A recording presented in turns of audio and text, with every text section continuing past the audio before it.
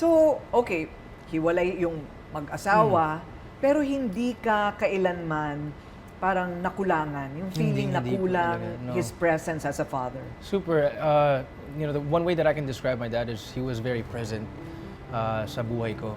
Ever since bata ako, marami akong tanong syempre nung bata po ako na bakit si Papa sobrang sikat, ang daming nagpapapicture, ang daming nagtatanong tungkol sa kanya. Bakit minsan pag pupunta kami sa work ni Papa, naka-stay lang kami doon sa van or sa holding area.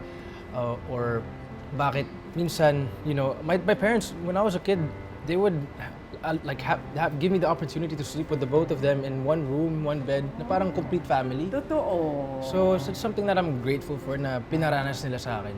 Right. So, very responsible. I really like your dad. I mean, Thank you. he's really a good guy. Tingin ko nobody's perfect, pero nababaitan ako talaga kay Papa P. Pero hindi ka ba naiirita na every time you're guested, every time people go to you, it's like, Piolo is nakakabit pa rin dyan sa pangalan mo? Hindi ka naman naiirita? Hindi po.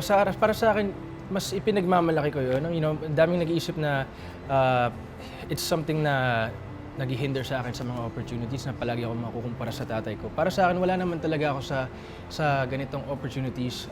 Walang opportunities na ganito kung wala si Papa. And I'm grateful that he's there for me.